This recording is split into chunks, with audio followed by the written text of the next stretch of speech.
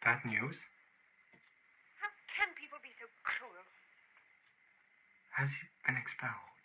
How little imagination some people have. Now, why do they have to torture a child of that age? What's the point of it? What's he supposed to have done? Stolen some money. Oh. 10 days ago, it said in the letter. Why on earth didn't the letters know? Well, it does seem a bit heartless, I admit. Heartless. It's cold, calculated inhumanity.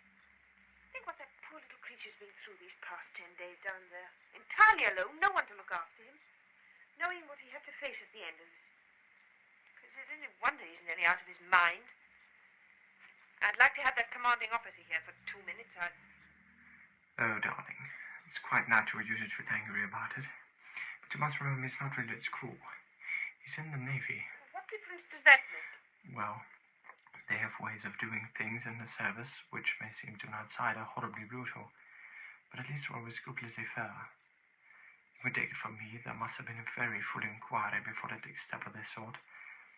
What's more, if there's been a 10 days delay, it could only have been in order to give the boy a better chance to clear himself. Oh, I'm sorry, Catherine. I think I did better to keep my mouth shut. No, what you said was perfectly true. But what are we going to do now?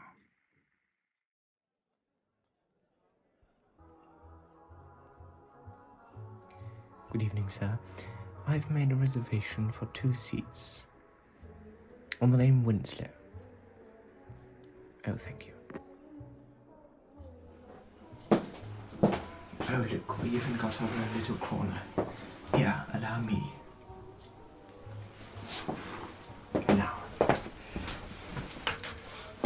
Oh, yes. Thank you kindly.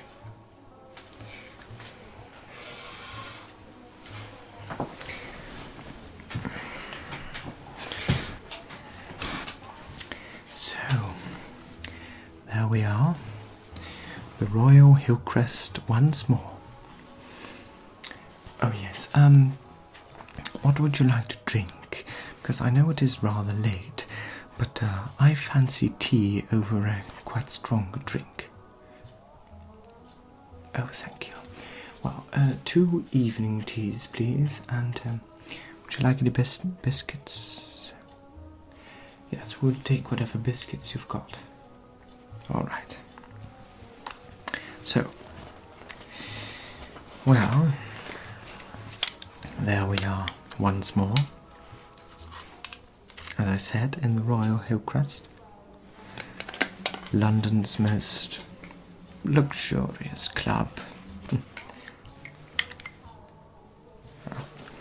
Forgive me.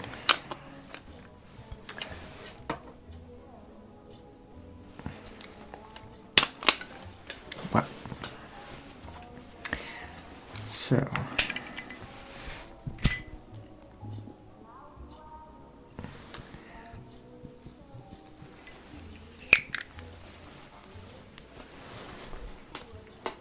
right.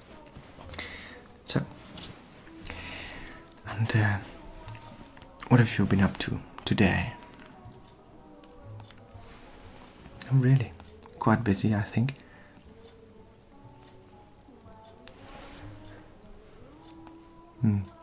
Well, you know, with me, just a regular day at work as usual. You know, the ordinary things. Just some general financial matters that don't matter me at all, actually. However, the missus and I are thinking on buying a new motor car.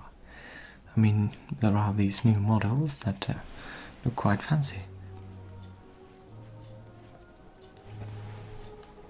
But I normally take a taxi or I get a chauffeur, but we don't have a personal chauffeur, but I think that that would be nice. Yes. So, I think that you want to hear the things going on about the Winslow case, about Ronnie. Yes. Well, quite a lot of things have happened since we last spoke, I must say, and also with Robin. But we'll have some time to chat tonight. Just the two of us, and the club is rather empty, so the band is playing for almost nothing. Let's see. No, it's quite empty, which is fine normally for this sort of day in the week. By the way, forgive me for being quite inappropriately dressed. I didn't have that much time. Alright, well, normally on these nights one comes in white tie. Well, anyway, a tuxedo is a tuxedo. And there comes our evening tea. Yes. Oh, thank you.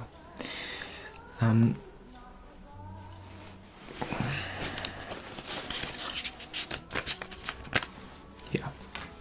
So, let me pour you a drink first.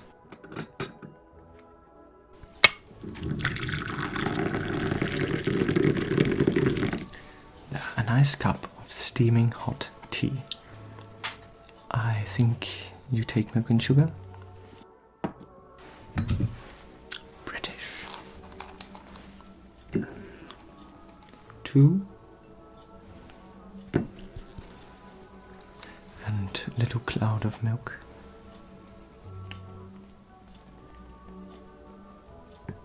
Oop.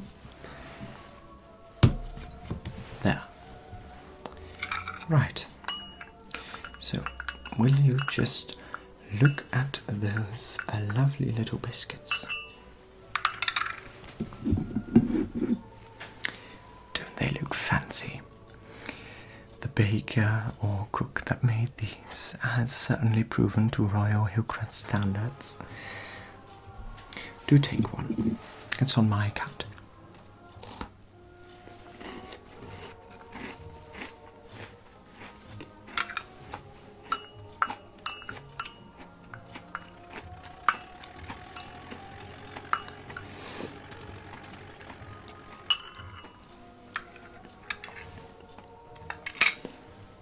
So,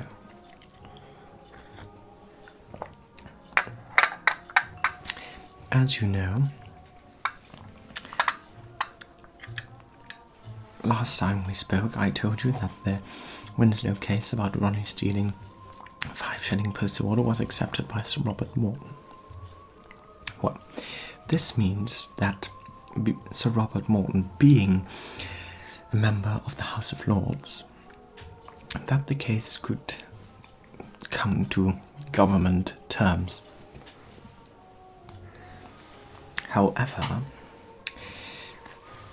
my father's Member of Parliament, Mr. Hamilton, did told us that there could be some things that could initially prevent the case from coming to court.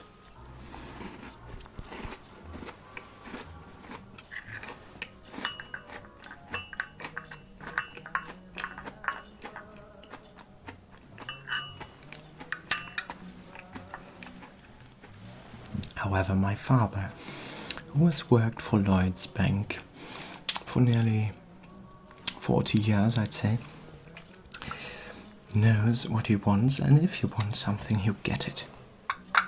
And for that, he needs good study of Magna Carta. Well, I remember one line he told me about, now let's see, you know, this Magna Carta business and citizens' rights is not my thing anyway. A servant of the king cannot be condemned without a trial. Now, Ronnie, we all presume, is a servant of the king. Well, of course he is. He's a naval cadet. Even though he's still at school, he's still a cadet, which means a servant of the king. So, a servant of the king cannot be condemned without a trial. So, the Lords Commissioners of the Admiralty and the House of Commons and Lords and the entire government that is behind all this, and the Lord Chief Justice and lawyers and jury of the court have simply no other choice but allowing the Winslow case to come to court. And there is one thing I figured you might find interesting. I brought a copy of the letter that was sent to Father a few days prior from when Ronnie returned home.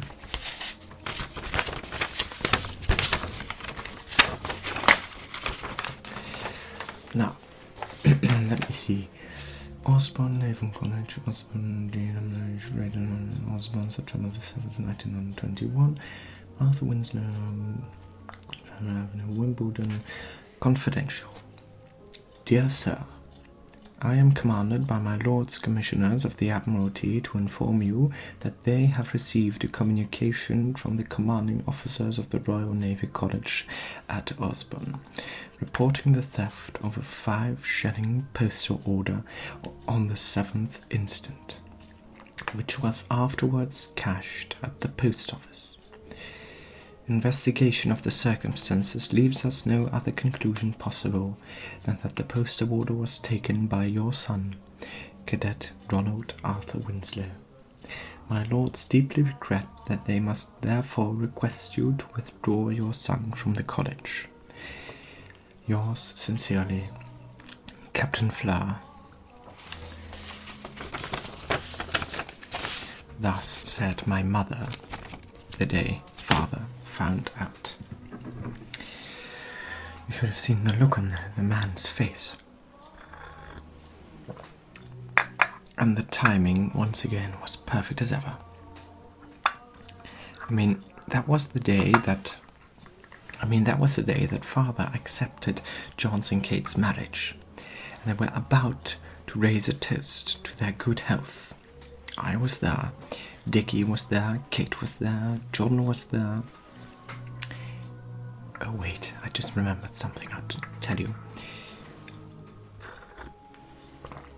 So everyone was gathered in the drawing room, and all of a sudden Violet comes in. Actually, did I tell you this story? Oh, never mind. Violet comes in with the glasses and with the toasts, and she pours everyone, what was it, sherry, I think. She pours everyone a little glass of sherry, and Father notices that there is an extra glass, so he says, "Oh, Violet, you shouldn't have brought this extra glass." Well, Violet says, "I didn't bring it for myself, sir, I brought it for Master Ronnie." So Father's all like, "Oh, I thought he didn't come back in Osborne till Tuesday," because that was the time, it was that September when the boys were about to return home from the holidays. And that was a Sunday. So we all come back from church, and of course nobody would come back from a naval college at that moment. So the day after, or Thursday, he would return from Osborne. So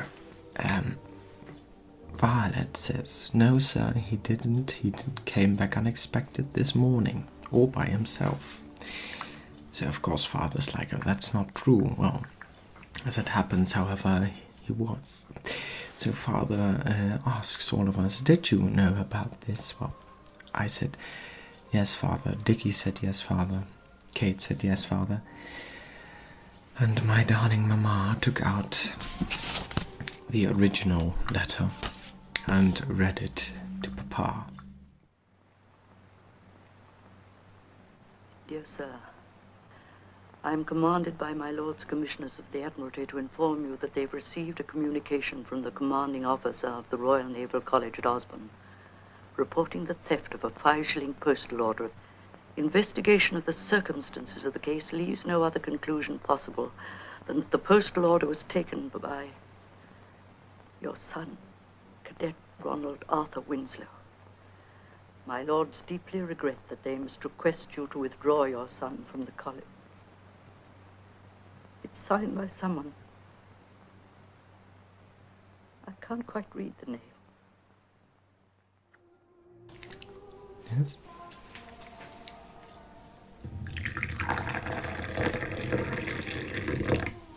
So, you should have seen the man's face. Oh, my dear. You know, of course, when we were younger, Dickie and I sometimes did have some little mischief of our own. But the man turned white, his gaze fixed upon all of us. You know, he's not that bad of a father, of course, but still, we all thought he was going to explode. As Dickie said a few minutes before this event, he said, "Oh, but someone's going to tell him eventually. I mean, I shouldn't want to." In fact, he didn't want to be within 1,000 miles of that explosion, he said. Well, anyway, suddenly silence filled the room, and Father said, "Violet, will you ask Master Ronnie to come downstairs, please?" So Ronnie came downstairs. Of course, we were all gathered around the table for luncheon, so we didn't hear precisely what he told Ronnie, but Ronnie told me afterwards that Father said, "Ronnie, did you steal this poster water?" Ronald said no. Of course, he is innocent, at least between you and me. I better hope that boy is innocent. I mean, think of all the drama that he's bringing the name Winslow through, and our family and my company and all that. Anyway, he better be innocent, otherwise I'll have to deal with Dickie and I. So, Father said, "Ronnie, are you innocent? Did you steal this burst of water?" "No, Father, I didn't." "No, Father, I didn't," he said once more. And from that moment on, Papa was sure that Ronnie was innocent. And that is why he continues to fight for Ronnie that often. I mean, between you and me, the man has worked for nearly 40 years at Lloyd's Bank. Of course, Mama, 4 children, quite a large house, a chambermaid and a cook. Well, there wasn't that much money left for saving, and he plans to go on with the case.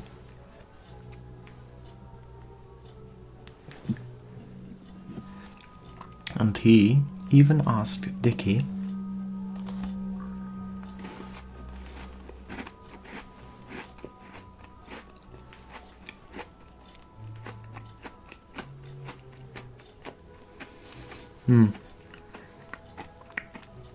about Dickie. Dickie's still at Oxford. He's an undergraduate, and Father pays about £200 a year for an entire school year for poor Dickie. Dickie failed his examinations 2 times already. That's nearly 19 years old, can you imagine? Anyway, the option was either to go on with the case, spend almost all the money that he had, or don't go on with the case and leave the family from any harm. But he was sure that he wanted to prove Ronnie's innocence. So he said to Dickie, "What would you say any of your bookmaker's friends would be willing to gamble at odds against you getting a degree this year?" Well, in other words, Dickie got sacked from Oxford. I mean, the poor chap. You know, sometimes I feel rather sorry for him. It's always been Kate, George, and Ronnie, the pride of the family. Me having my own shipping company, building ocean liners that sail all across the Atlantic. Kate, a suffragette, getting married, me being already married, Ronnie being cadet in a naval academy, perhaps someday to become an officer or an even higher rank, and Dickie's still at Oxford.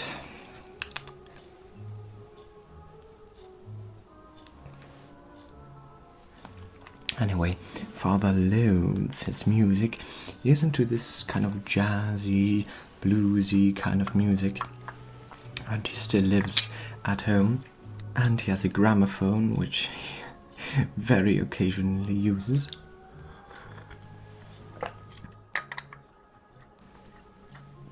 And you know, walls, even if they are carpentered and heavily painted with wallpaper, are still rather noisy. So sometimes when Father's in bed, or when Kate and I are sitting downstairs when I'm back home, you can hear the music echoing through the entire house.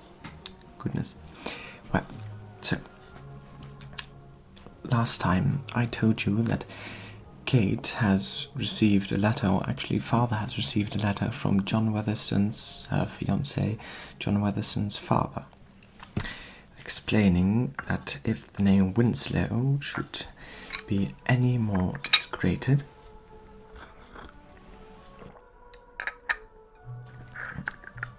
in other words, if Father is willing to go on with the case, then that the old Weatherston, freaking number, I say. Sorry, forgive me. You didn't hear that. Here.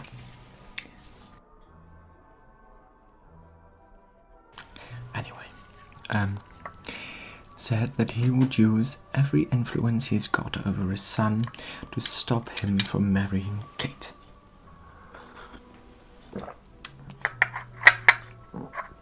So, Sir Robert Morton comes over. Kate still loathes the man. I must say I have grown quite respectable of the figure. I mean, there's nothing wrong with his attitude. As long as people pay him, he is willing to do everything.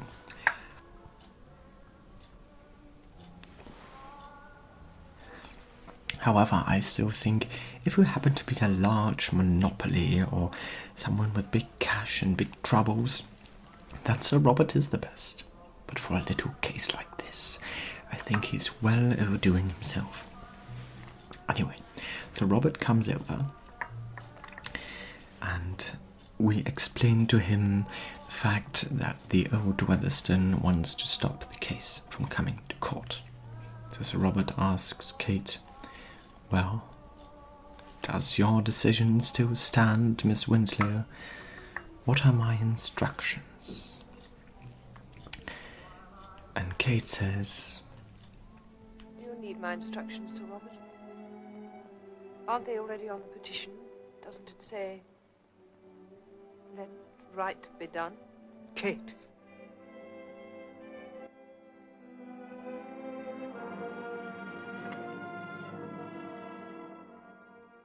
Very well. So, John, in all vain, says, "Kate," simply walks out of the door.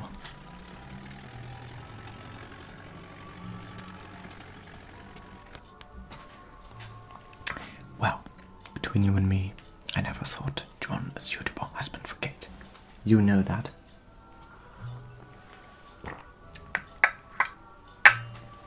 I mean, John is someone to put on the Ritz, you know.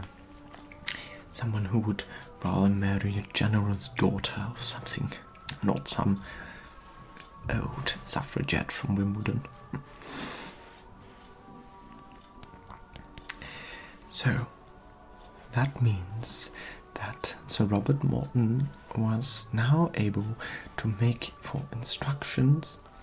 So that means that Sir Robert Morton was now able to propose the case to come to court in the House of Commons.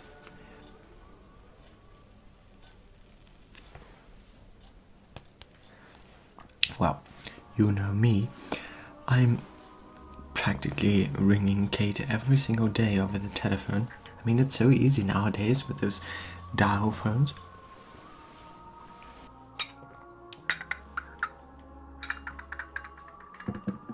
So, Kate keeps me updated on all the little affairs that has been going on in the Great London area. And Robert has suggested the Winterlow case to come to court, but the Lord Commissioner of the Admiralty, the First Lord, thought that the Admiralty could not come back on a decision it has already made.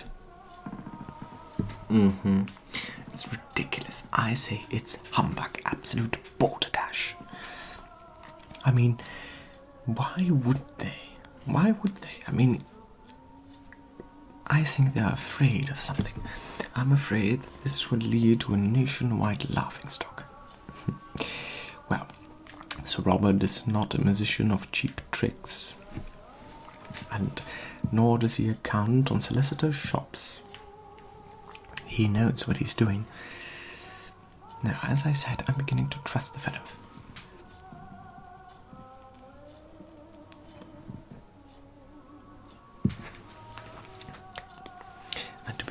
And to be quite fair, though sometimes his ideas could be quite conservative, I think he could be a quite suitable husband for Kate. But you didn't hear that, of course. At least, not from me. Oh, look. Oh, look. Look over there. Isn't that Rose McClure? You know, that, was she a cousin from the Duke of Grantham of the House of Downton in Yorkshire? Have you heard the news? Have you read the papers about her? It says she had all little kinds of affairs around London with all sorts of different men. She was even spotted in a club one day. Well, not this kind of club, not a fancy restaurant or something, a jazz club. You know, where they sing around, swinging their hips.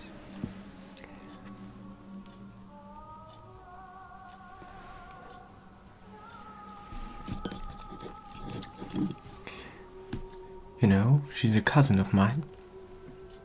5 times removed, but still. She's a distant relative of the missus. However, I hardly ever tell anyone that. Why? Well, because she's the guinea pig. I mean, think of the reputation for the House of Grantham. She tears it all down like a brick wall. By the way, have you heard about the inflation in Germany?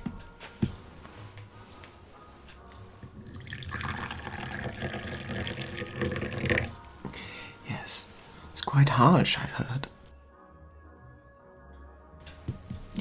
I've heard that they're paying, what was it, a few 100,000 marks for a single piece of bread.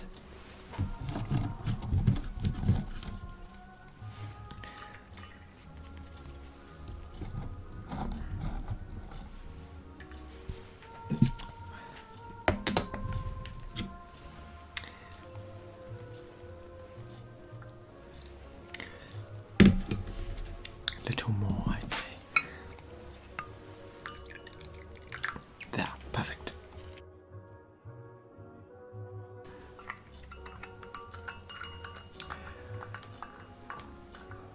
Oh, and there comes Adeline Thompson. The stories I have about that woman. Ridiculous scarlet. You know, she has been able to save her neck from the papers. However, the gossip in the club about her is absolutely, precisely, absolutely yummy. You know, she would almost come to the standards of Jack, Robin's ex-fiancé and almost husband.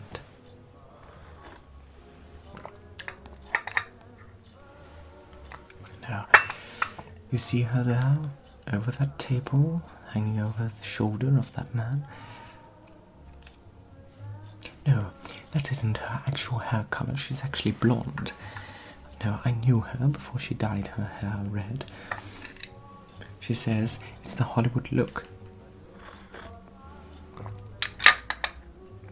However, I never go to the Hollywood movies. I prefer British films.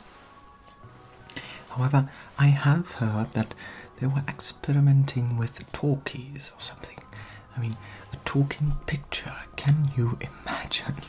I mean, just imagine you're going to the theatre and you're watching a film that makes sound instead of text pictures.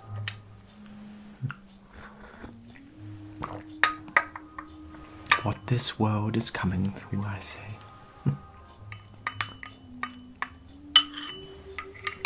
However, Miss Thompson, Adeline, is wearing a rather nice dress.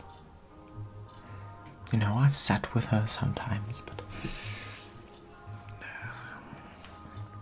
she's not for accounting. I haven't spoken to her in perhaps a year. Loathe the woman.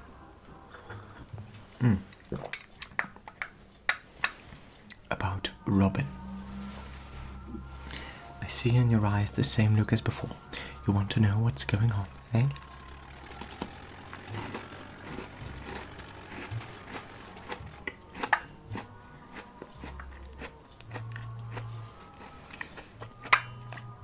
Well, I'll tell you.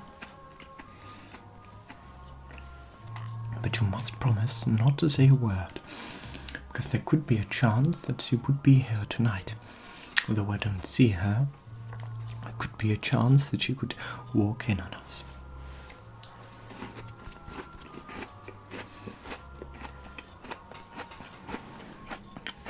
I bet you £5 she has Ralph with him.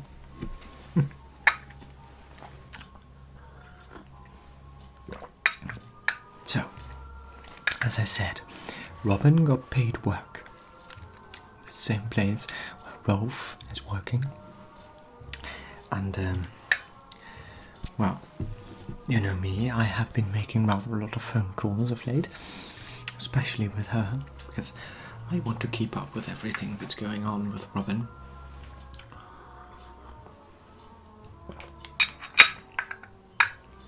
You know, her sister was actually a secretary of mine, well, for some time. Oh, look, there she goes. Over to the dance floor. I can't stand Adeline. Oh, dance away. So, a few days ago, I was here in the club with the missus, and Daniel, a friend of mine at work, my secretary, brilliant man. I mean, you can ask the man anything and he would respond in seconds. You could ask him, did you have that financial report ready for tomorrow? Done. Within a half an hour, it's done. Brilliant man, the best man I ever heard. I was here, so 3 of us and some other folk from the club. I'll introduce you to them someday. But,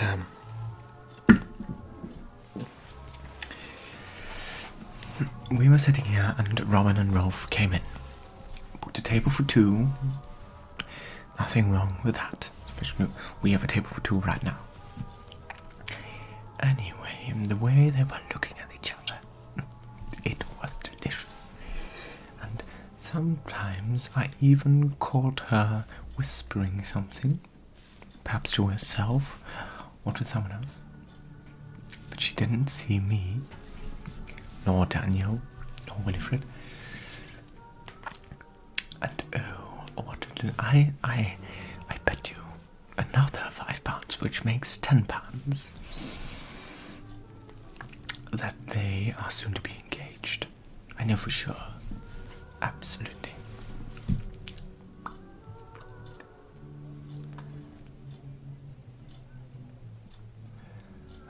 You know, sometimes when I look upon the club, I feel ashamed of what it's become. No. Well, let me just redeposit this letter.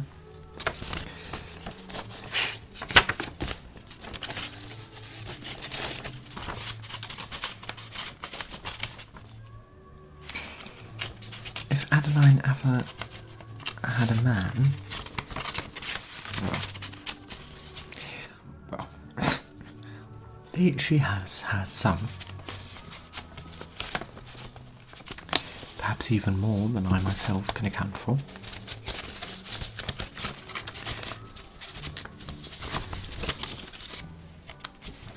Now, why won't you... There we are.